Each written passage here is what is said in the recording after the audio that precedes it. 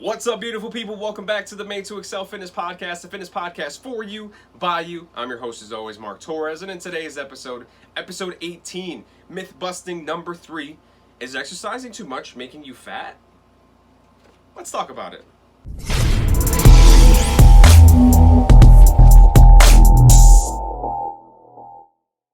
What is up, my beautiful people? Welcome back to the show. It is Monday, July 6th. Welcome back to the Made to Excel Fitness Podcast. Hopefully you guys had a great 4th of July weekend.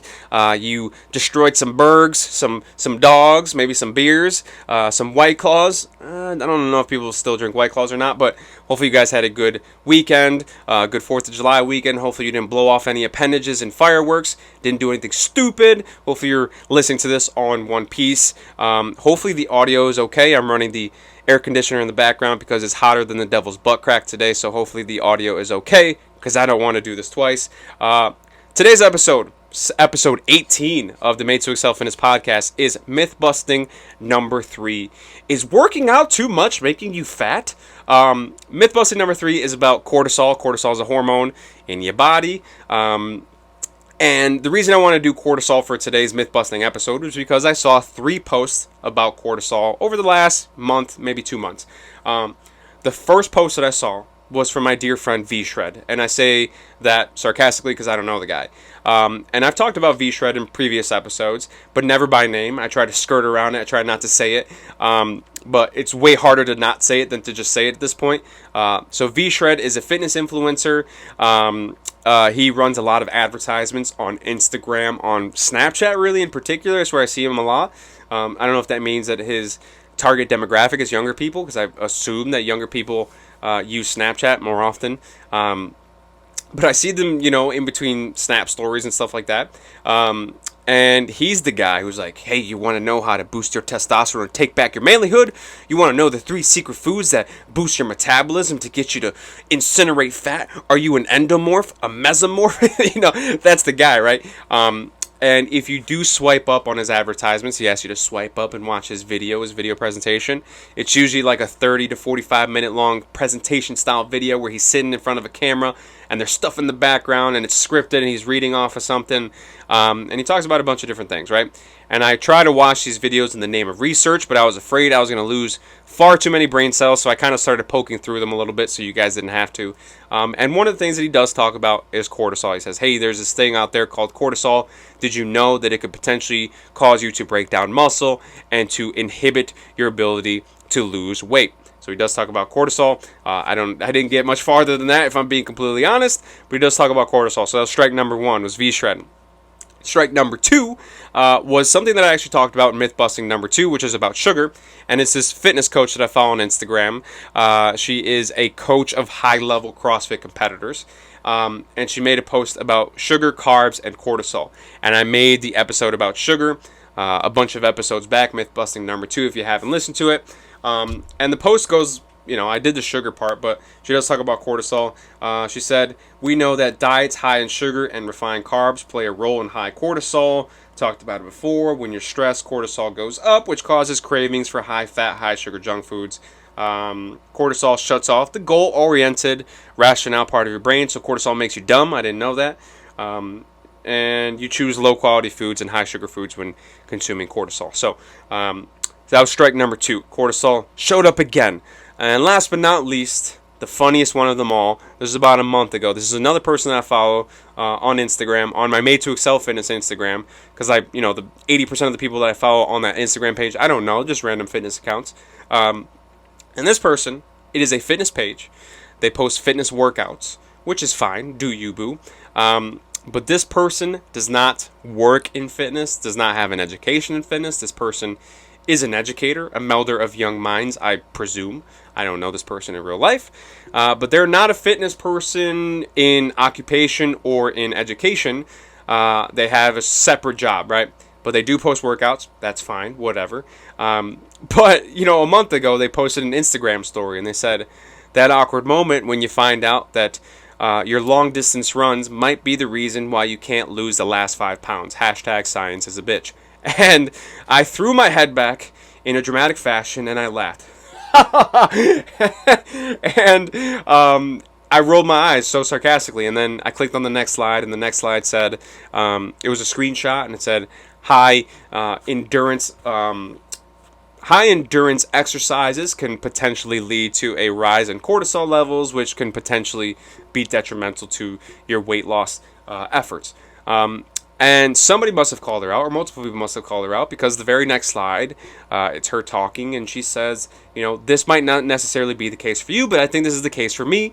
I think cortisol is what's stopping me from, looking the way I want to look. So that was strike number 3. 3 strikes against cortisol.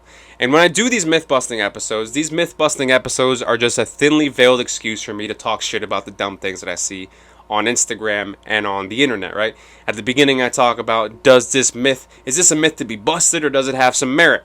99.99% of the time, it's a myth to be busted, because I saw something stupid, and I wanted to talk about it, and I put a nice, pretty little bow on it with the myth-busting series, and I set it up that way. But in this particular situation, I laughed at it, especially the last one, and I said, oh my God, this is ridiculous. I can't wait to rip into these people. And then I started doing research, and I said, oh, am I about to put my foot in my mouth? Is this an actual thing? All the things I'm reading is not good. Like, I'm going to have to say that these people are correct. This is not good. And then I did further research, and they're actually still dumbasses. So this is a myth to be busted. Not, spoiler alert, sorry to bury the lead. But let's hop into it. So this is something... when I started doing research, I went to precisionnutrition.com. I like Precision Nutrition. They have lots of good information. If you're interested in the nutrition aspect of your fitness journey, they have a lot of good resources. They do go into deep science dives if you're into that sort of thing, but they do actually break it down very simply if you don't want all that science jargon. So Precision Nutrition is a great place. So I'm going to read directly off of their website, Precision Nutrition, cortisol. Cortisol is a hormone that belongs to a family of steroid hormones known as glucocorticoids. It's secreted by the adrenal cortex, which is located in the adrenal glands that sit atop your kidneys. Cortisol is the main glucocorticoid in humans. Glucocorticoids affect every cell in the human body, so needless to say, they're pretty important. Send feedback. Why is cortisol so important? Cortisol accelerates the breakdown of proteins into amino acids, except in liver cells. The amino acids move out of the tissues into the blood and to the liver cells, where they are changed to glucose in a process called gluconeogenesis. A prolonged high blood concentration of cortisol in the blood results in a net loss of tissue proteins and higher levels of blood glucose. Isn't that bad? Well, not exactly. By raising plasma glucose levels, cortisol provides the body with the energy it requires to combat stress from trauma, illness, fright, infection, bleeding, etc. Obviously, this is bad from a muscle breakdown perspective. However, the body is simply trying to preserve carbohydrate stores and deliver energy when it's needed the most. Acutely, cortisol also mobilizes fatty acids from fat cells and even helps to maintain blood pressure. And then it talks about the inflammatory response. As part of its inflammatory response, cortisol is necessary for recovery from injury. However, chronically high levels of cortisol in the blood can decrease white blood cells and antibody formation, which can lower immunity. This is the most important therapeutic property of glucocorticoids, since they can reduce the inflammatory response, and this in itself suppresses immunity. A+ to me for the reading. Didn't stutter once. And then it talks about the amount of glucose, or the amount of cortisol that you need in your body, or you should have in your body, and then it talks about exercise type. So acute high-intensity resistance exercise is associated with increased plasma cortisol concentration. In other words, after something like a sprint or a high-intensity conditioning or bodybuilding style workout, plasma cortisol concentration increases. This response is similar to that seen of growth hormone. The most dramatic increases occur when rest periods are short and total volume is high. Cortisol, none of that matters. On the other hand, aerobic endurance training, particularly running, is linked with protein loss from muscle, partially induced by cortisol. Endurance training individuals typically have a higher cortisol response, while resistance trained individuals have a higher testosterone response. Secretion of cortisol is elicited at exercise intensities between 80 and 90% of VO2 max, which means that in this case, we're not necessarily describing recreational exercise, we're referring to endurance training. I give myself a B+ for that reading. So let's start to break down some of these. Cortisol is important because it breaks down proteins into amino acids. And the one thing that it talks about is it starts to shuttle glucose for energy and for different needs, right? To fight off stress, to fight off fright, to fight off bleeding, to fight off infection and all that fun stuff. But it starts to break down tissue proteins. So this is a catabolic hormone, right? So catabolic hormone meaning it breaks down muscle tissue, as opposed to an anabolic hormone that builds up muscle tissue, right? So, steroids are anabolic. Steroids help you gain muscle. Catabolic things break down muscle. So cortisol is catabolic. So when it comes to building muscle, it's not great to have cortisol, especially in high amounts in your body. But it does a lot of important things. It helps you heal. It helps you be alert. It helps you do all these fun things. And then it goes on to exercise type, right? So high volume exercises, high intensity exercises, you get a spike in cortisol. All these fun things, right? So high stress causes cortisol as well. This is the other article that I had pulled up, right? This is just an article that tells you, gives you some different tips as to how to reduce your stress, because when you're stressed, cortisol level goes up, right? So when we start to break these things down, there's a couple different ways that we can start to look at it. In particular, with the 3 strikes that I talked about earlier on. If we start to look at these 3 strikes separately from each other, let's start with number 1, Mr. V-Shred, right? V-Shred is a person who runs advertisements for the purpose of making money. Money makes the world go round. Money's fun. Money helps you buy things. So obviously V-Shred wants to make money. Wants to make himself money. And how V-Shred makes himself money is by putting himself in your trust tree. If you're a person who has looked to make progress in a fitness journey for a long period of time, and you've had a hell of a time doing it, right? You've tried everything under the sun. You've tried everything that your friends have said. You've tried everything that random personal trainers on the internet have told you, and nothing seems to work. You're like, this is ridiculous. Nothing's working. And you come across a V-Shred advertisement, and you swipe up on the video. Warning sign number 1 is the fact that V-Shred rambles on a lot. The first 5, 10, 15 minutes is just nonsense. He's like, in a few minutes, I'm going to tell you what the secret is, buy my whatever. So rambling is point number 1, and I like to ramble sometimes for a dramatic effect, but I try to get to the point as quickly as possible. If somebody's rambling, that's something you should be wary of. So V-Shred rambles. But if you do get into the first 20, 25 minutes of the video, whatever point it ends up being at, and he says, hey, do you know there's this thing called cortisol in your body, and it's this hormone that breaks down muscle tissues, and it could potentially cause you to eat low-quality foods, and this could be the reason why you're having trouble losing weight. You have too much cortisol in your body. And you're like that meme or that GIF where the dude goes, oh, that meme? That's your face when you hear that. You're like, oh my God. This whole time I've been trying all these different things, and there's just too much cortisol in my body. That's what's going on. All of a sudden, you heard this from V-Shred for the first time ever. Nobody's ever told you about cortisol except for V-Shred himself. And now V-Shred is in your trust tree. Now V-Shred can sell you his program. I don't know if V-Shred sells any physical things. I don't know if he sells supplements or things like that. But obviously he has a training program. You can hire him as a coach. I don't know if it's himself as a coach or he has a team of coaches. I don't know how that whole thing works. But V-Shred is now in your trust tree. And now you can spend money with V-Shred. And the one thing about V-Shred talking about cortisol and everything that he talks about is, as a personal trainer, without knowing somebody's circumstances, without knowing somebody personally, without knowing their habits, without knowing about their life, it's impossible to tell that person what's going to help them make progress. So for V-Shred to blame cortisol for their problems is irresponsible, and we can throw that out the window. That's a myth to be busted right then and there, right? You can't know what's going to help somebody without knowing them in particular. So for you to be on the internet and say, hey, cortisol is the problem for you, we don't know that. So V-Shred, you're busted for now. And somehow, some way, V-Shred has a lot of positive reviews on his training program or on his app. I don't know if those reviews are fake, if those reviews are paid for. Wink, wink. But, maybe V-Shred is an amazing personal trainer and he just says dumb shit to get you in the door. But V-Shred does say a lot of dumb shit in his advertisements. Boost your testosterone, boost your metabolism with these 3 secret foods or whatever. So just be wary, right? So V-Shred, Mythbustin in terms of cortisol. Strike number 2, which was the CrossFit coach. CrossFit coach says high cortisol leads to high stress, which leads to eating low quality foods, which leads to all that fun stuff, right?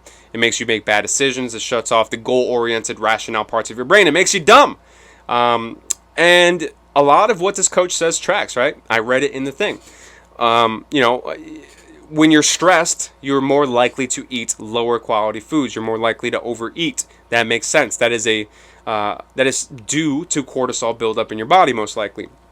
But I think if your plan is a good plan, good plans are things that you can follow for a extended period of time, even on your worst days. So a good plan has these caveats in place that when things start to go downhill for you, your plan still works. So if you're a person who has kind of a shitty plan and you are stressed one day and then you overeat, yeah, you can run into some trouble, of course. But having a good plan in place, it's the remedy for everything. So, in terms of that second coach, a lot of what she says tracks, a lot of what she says makes sense, especially for her intended audience, which is a high-level CrossFit competitor, people that are competing in actual competitions. It makes sense, right? You want to take all the guesswork out. You don't want to be in a situation where cortisol could potentially affect you.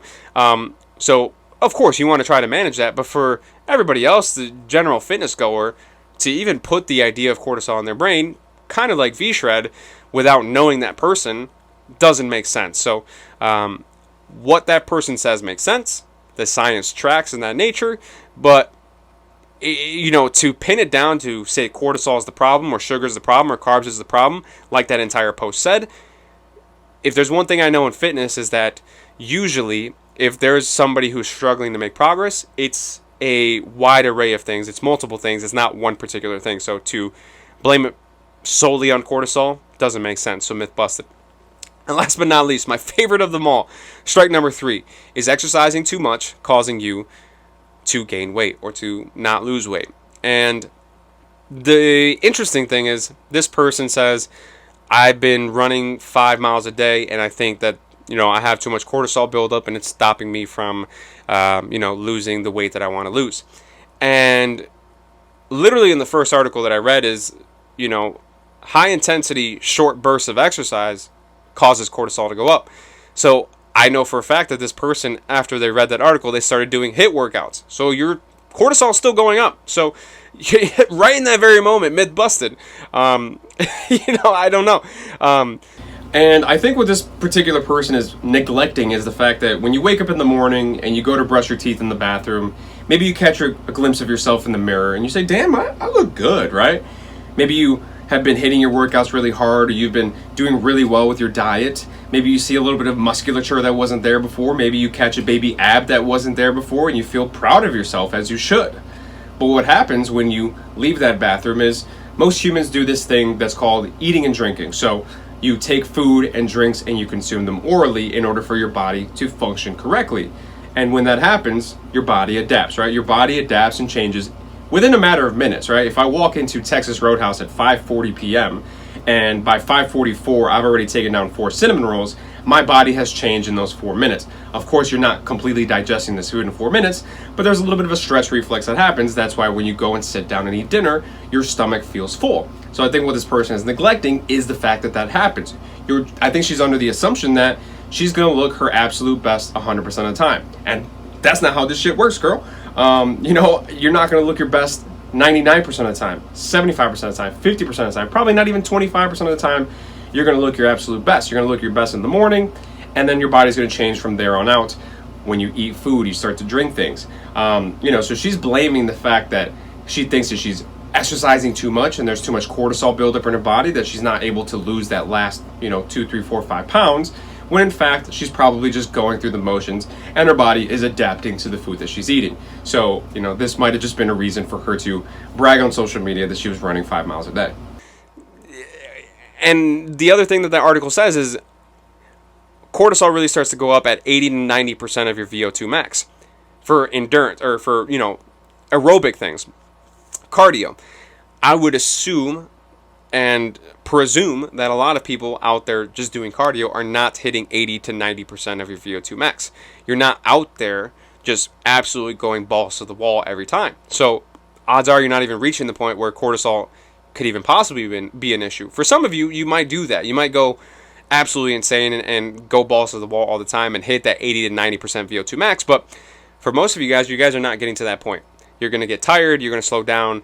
You're not going to get to that point where you're in a prolonged period of 80 to 90% of your, VO2 max threshold, being, how much exercise your body can handle. So for a lot of people, they're gonna quit before they even get to that point. And even high intensity training boosts your cortisol level. So that didn't make sense from the jump. So that is definitely a myth to be busted. So when I do myth busting episodes, there's really a couple different principles that I can look at. One is the science sound. So I think the science is sound here. A lot of this stuff does make sense. Much like the metabolism thing, a lot of things affect your metabolism either positively or negatively. Does that mean that is the root cause of your problems? Probably not. So cortisol, a lot of these things make sense, but is that the root cause of your problem? Probably not. Can people make money off of this claim? When it came to metabolism, they can absolutely make money off that claim, right? They can sell you things to try to boost your metabolism if you really think that metabolism is your problem. Sugar, there's not really that many ways to monetize that except for if you're a food company and you start promoting low sugar alternatives. But, for a fitness coach or for a personal trainer to try to promote low sugar things, that doesn't really necessarily make them any money. There's no monetary incentive for them to do that. But when it comes to cortisol, they do sell cortisol blockers. So do people stand to make money by putting the narrative out there that cortisol is possibly causing you to not make progress? Yeah, absolutely. There's people selling cortisol blockers. And if you do a quick Google search, you find out that the science is pretty much inconclusive, right? Nobody really knows that cortisol blockers do anything. In fact, a lot of people think they don't do anything. So does that throw the science out of whack after the fact? If a high level of cortisol makes you break down muscle tissue and gain weight, if cortisol blockers don't do anything, what does that say about the science, right? So all of this is very convoluted and jumbled, but I think we can safely say that this is a myth to be busted. Like I said earlier, in order for you to really pin down one cause that is stopping somebody from making fitness progress, it's very, very difficult. It's usually a bunch of things over a long period of time that stops you from making progress. It's usually never one thing. So if somebody's pinpointing one thing that said, this is the one thing that's stopping, hey, listen up. Hey, you, listen up. There's one thing that's stopping you from making progress. It's this. It's usually not, right? There's never one thing. It's usually a bunch of things, a bunch of different decisions over a long period of time that really stop you from making progress. So cortisol, this is a myth to be busted. I'm sorry if I just blew out somebody's eardrums if they were listening with headphones. I just yelled into the microphone. But that about wraps up that section of the podcast. And last but not least, we got a Q&A question. We got one question. It's a two-parter. Great question. How do you feel about tracking macronutrients, and how do you feel about carb cycling? Now, in terms of tracking macronutrients, I can assume that this is in reference to all of the macronutrients, right? Tracking protein, carbs, fats, in addition to calories, of course. And I can say that back when I was in college, I talk about college a lot on this podcast. Does that mean I peaked in college? Maybe. But when I was in college, it was the first time I was exposed to the idea of flexible dieting, or if it fits your macros, they're usually interchangeable terms. And if it fits your macros was this idea and this premise that, first and foremost, you would go to a website and you would input your information, height, weight, whatever else they ask for, and they're going to spit out four numbers at you. They're going to spit out how many calories you should be consuming, how many grams of carbs you should be consuming, how many grams of protein you should be consuming, and how many grams of fat you should be consuming. And the premise was that you can eat anything under the sun as long as they fit into those macros. If it fits your macros, that's where the name came from. And I was so stoked that I found this thing, right? This is amazing. This is back in college when I was bulking up to try to gain some mass, and I was eating Taco Bell out the wazoo. I was eating Taco Bell all the time, and I was really up in weight. I was over 200 pounds, the heaviest I'd ever been. So I had some weight to lose. I was like, oh my God, I've got a sweet tooth. I could potentially still indulge my sweet tooth and lose weight. This is fantastic. So let me start counting my macros. And what ended up happening was I would spend, half an hour to an hour at night looking at the menu for breakfast for the dining hall the next morning and trying to figure out what I was going to eat. And back then, I don't know if it's different now, I presume it's probably different now, they didn't have nutritional information on the college dining hall website. It was like, There's pancakes, there's eggs, there's sausage, there's applesauce. They just had a list of things, and I had to go to MyFitnessPal and kind of cross-reference them and say, all right, this is what I think the macros for this thing is. I was just guessing. So I'm trying to kind of put together what I could potentially eat in the morning and try to track all those macros ahead of time and have a plan going into the dining hall. But when it came to lunch, I didn't usually have time to look into that, so I would just eat lunch and then retroactively put it in and see how many macros I had left for dinner. And then I would go to work, my work study job, and I would look at the menu again for the dining hall and said, what's going on for dinner? What can I possibly fit into the last of my macros, right? I've got X amount of carbs left, X amount of protein left, X amount of fat left, X amount of calories left. What do I have left? And I would try to fit into these different things to try to hit all 4 of those numbers. It's like trying to build a puzzle, but you don't get all the pieces on one shot, right? At 8 a.m. you get some of the pieces. At noon you get more pieces. At 5 p.m. you get more pieces, and then you get more pieces late at night. And you think you have it all figured out, and then you get more pieces, and you realize, fuck, these don't work. These things don't fit. That's kind of how it is, right? So I ate breakfast, I ate lunch, I had a bunch of macros left over, but I'm trying to figure out how to fit different foods in so that I hit all 4 of those numbers. And I can tell you, spoiler alert, it didn't last probably more than a week or two. I was like, this is too much work. This is way too difficult. And it wasn't until a few years later on where I started to learn the hierarchy of importance of these 4 different things that you could possibly track. And first and foremost, the most important thing that you can track is calories. Calories, I don't care if you are eating the healthiest in the world, the healthiest things in the world, nothing but fruits and vegetables and lean meats. If you're eating too many calories, you're still going to gain weight. So calories really is the quantity factor that will dictate how much weight you lose or how much weight you gain. So if you find out that you can lose weight on 2,000 calories, you can pretty much eat anything that's 2,000 calories and lose weight, right? Even if that's pizza. You'll still lose weight eating 2,000 calories worth of pizza, but of course, it's probably not a good way to go about it. You'd probably be really unhealthy. The quality of that weight loss will not be very good. So calories will dictate the quantity of weight that you can manipulate, but what dictates the quality of the weight that you manipulate? And the second thing in the hierarchy of importance of things that you can track is protein. So if you eat enough protein, that will allow you to retain or gain or lose the least amount of lean tissue mass that you have, right? Obviously, you want lean tissue mass. You want to be a lean person. You don't want to have fat mass. You want to have lean tissue mass. So protein is the second most important thing. Calories is the quantity. Protein is the quality, right? If you can eat the proper amount of calories with the proper amount of protein, you have the quality and the quantity, right? And in terms of the hierarchy of things, carbs and fats kind of fall by the wayside. Not that they're unimportant, but they're maybe not important enough to worry about in that moment. And usually if you have your calories and your protein in check, carbs and fats kind of fall in there pretty nicely. So I think at this point, you've got to ask yourself, is it worth it to spend maybe double the brain power to get maybe 5% better results or 10% better results? If you track all 4 macronutrients, could you potentially make better progress than if you just track 2 of them? Yeah, sure, absolutely. You have more control over the things that you eat. You have more control over the outcome of your day, of your macronutrients. So of course, you could have better results, but it might only be 5 to 10% better, but you're doing double the work. You're trying to track 4 macronutrients versus 2 macronutrients. So you've got to figure out, is that extra work worth the very marginal gain of better results that you get, right? If you're a bodybuilder, if you're, competing for the Mr. Olympia, and the difference between first and second place is $1 million for first place, and I don't know, second place is like $100,000.